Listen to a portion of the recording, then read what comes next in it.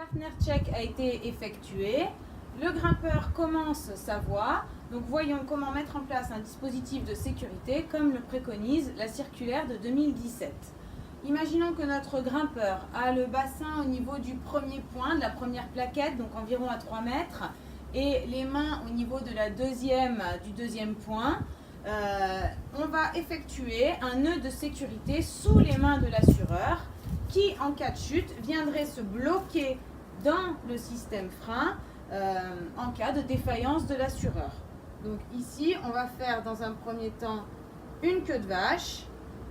Pour empêcher tout retour au sol en cas de défaillance et quel que soit le système frein utilisé, auto-freinant ou non. Mon grimpeur continue sa voie. Je vais le faire descendre et quand le nœud de sécurité, donc ma queue de vache, va arriver au niveau des mains de l'assureur, une tierce personne va venir le défaire et accompagner la descente jusqu'au sol. Attention à ne surtout pas laisser le nœud venir se coincer dans le système frein, voire dans les mains de l'assureur, quitte à engendrer du coup une manœuvre et une gestuelle peu efficace et sécuritaire où l'assureur devrait un petit peu lâcher les mains pour qu'on défasse le nœud. Le nœud se défait bien au moment où il commence à quitter le sol et être en suspension à une trentaine, quarantaine de centimètres des mains de l'assureur.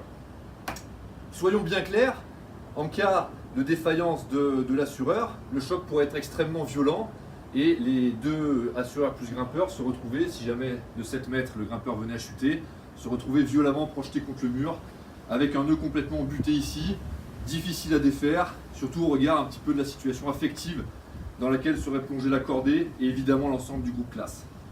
Un autre nœud qu'on pourrait faire, c'est un nœud qui va consister, qui va être une clé de mule avec nœud d'arrêt,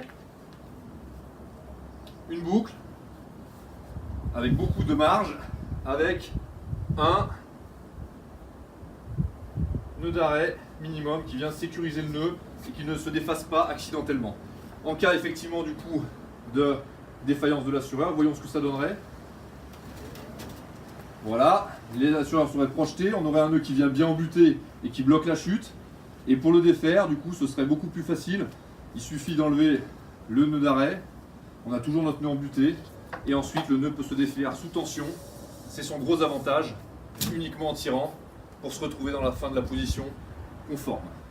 Ce nœud peut en plus être un prélude à l'apprentissage de manœuvres plus complexes, comme par exemple la clé de blocage d'un descendeur, voire même pour des publics plus évolués, optionnels, voire sur des formations spécialisées, labellisées, mettre en place des systèmes de rappel débrayable sur des activités un petit peu plus complexes.